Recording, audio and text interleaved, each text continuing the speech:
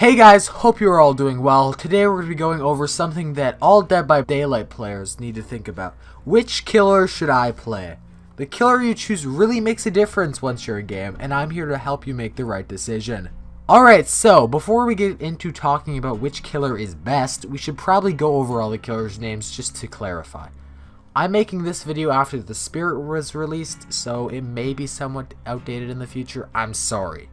Anyways, for killers in Dead by Daylight, we have the Trapper, the Hillbilly, the Wraith, the Nurse, the Hag, Michael Myers, Leatherface, the Doctor, the Nightmare, the Pig, the Huntress, the Clown, and the Spirit. It's a mouthful, I know, and they all come with very different abilities. More than likely, some killers will be better than others, and guess what? There are some killers that are better than others. So, before I get into talking about them, let me tell you how it's going to work. I'm going to go over all the killers in tiers. We're going to talk about the low bottom tier killers, which are the killers that aren't the best to bring into a serious game. I'll talk about top tier killers, which are honestly the best choices to bring into a game and will give you the best results, best bang for your buck. And I'll discuss mid tier killers, which are somewhere in the middle of those. For each killer, I'm going to talk about their strengths and weaknesses, or maybe just weaknesses for the lower tier killers, who knows. Alright, that's enough of that, let's get into it. Alright, so we're going to start off with the lower tier killers who aren't the best but still offer usually some unique action. We're going to be starting off the bottom tier with the Nightmare, better known as Freddy Krueger. Honestly, he is almost deserving of a tier all by himself. Freddy Krueger is slow, requires survivors to be in dream mode for them to be hit, and is somewhat weak against perks like self-care. Freddy is in serious need of a rework and needs some help if he's ever going to become a really viable killer. Right now, he has to focus on tunneling characters for the most part if he wants to secure kills. Of course, he can still be strong in the right hands, but you see more bad Freddy players than good ones.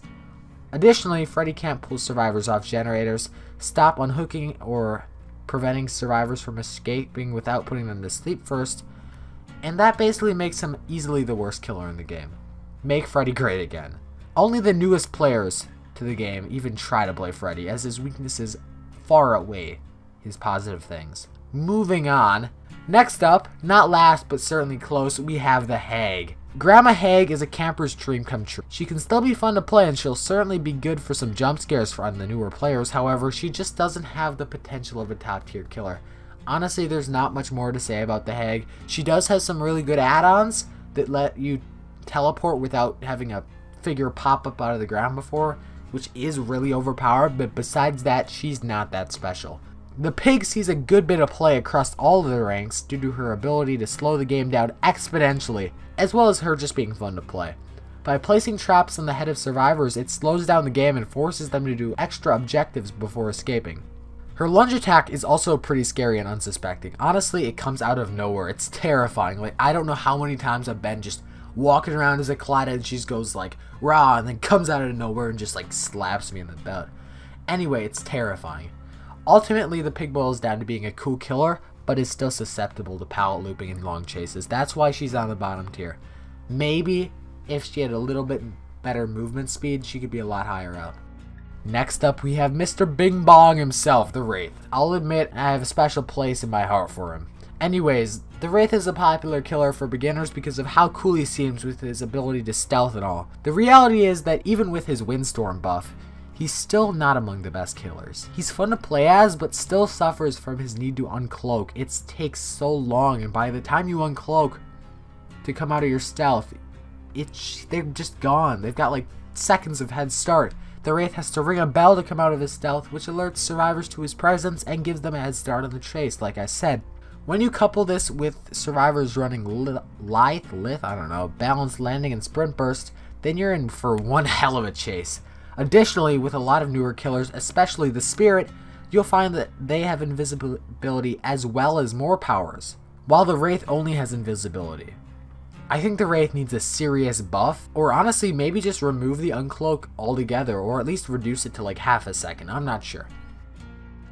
Continuing on, we have the Trapper. I know, I didn't want to put him this far down either, but we need to face reality, he's kind of bad. He looks good, like with his ability to set down traps, but on the downside, he takes a good while to set up his traps at the beginning of each match, and then by then, generally at least one gen is done. Traps can easily be avoided by stealth and can be even disabled, which puts him in a terrible spot since the traps are what he relies on. To make matters worse, the trapper has to collect the traps at the start, so he's at a disadvantage from like the beginning of the game. He can still be good in the right hands, but doesn't see much play the further up in rank you go. Next up, we have Leatherface, Leatherino. Leatherface features some of the best perks of the game with barbecue and chili and Franklin's demise. However, that's about where his usefulness stops, because there isn't much more to him. Leatherface is easily looped and only finds his maximum potential with add-ons. His chainsaw can down multiple survivors, but those situations are so far and few between, it's really hard to recommend playing him for just that. His chainsaw is also countered by hopping through windows and dropping pallets, making him very easy to counter. Alright, so that's just about covers all of the killers in the bottom tier. Without further ado, let's move on to the middle tier. These killers will still see play at higher ranks, but will often run into some issues if you go against strong or experienced survivors. Let's start off this tier with the Thick Boy, otherwise known as the Clown. He loves jiggling his bottles.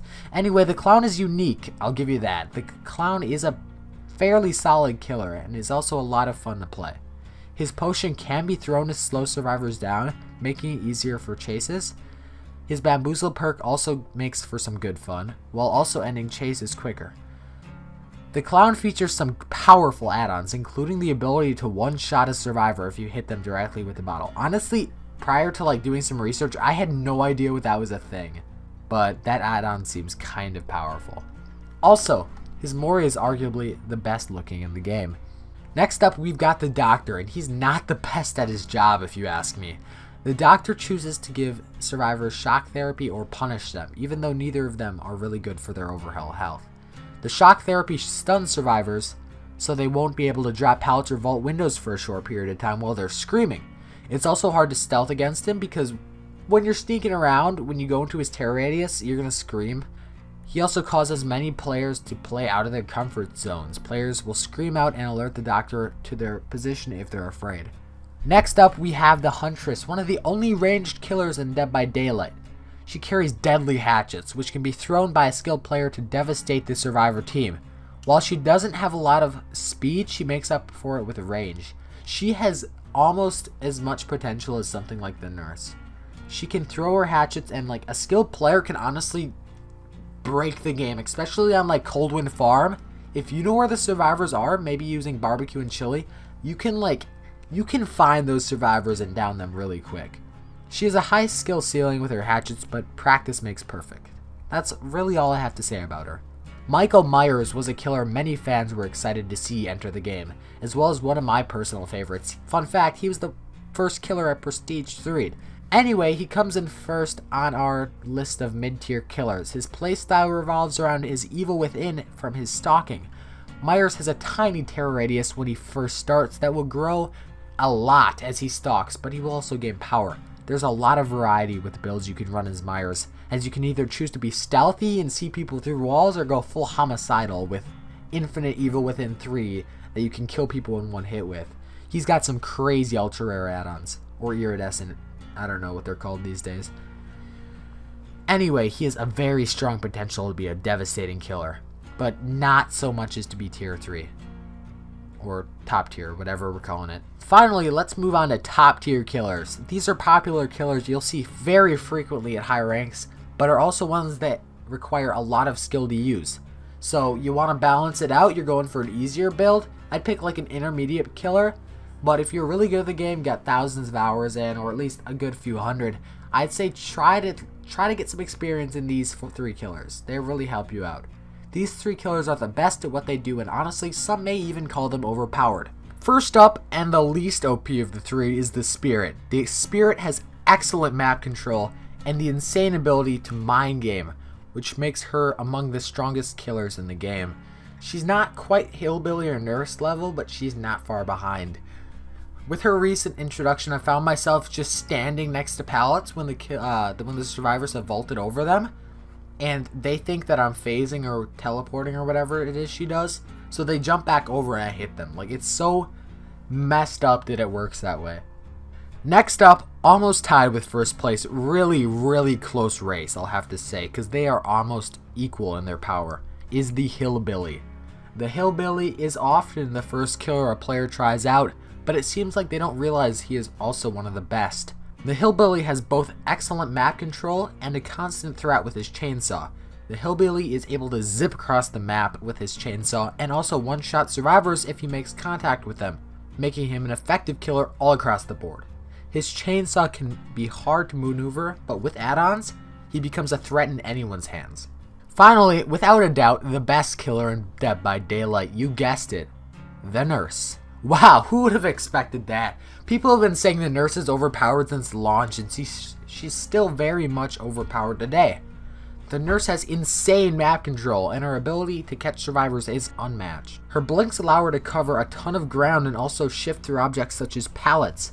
For beginners though, she can be tough as a killer because her blinks aren't really the easiest things to control, and survivors can dodge a beginner Nurse pretty easily. If you miss her blinks, you'll just be left limp for a couple of seconds, giving the survivor ample time to escape. However, once you get some practice under your belt and learn your blinks, you'll become a top tier nurse in no time. Alright guys, thank you very much for watching. Hopefully I helped you and enlightened you about which killers do what and how good each of them are in Dead by Daylight. If you enjoyed, make sure to drop a like on the video, and as always, make sure to subscribe to get notified whenever I post new content. I'll see you all in the next one. Peace.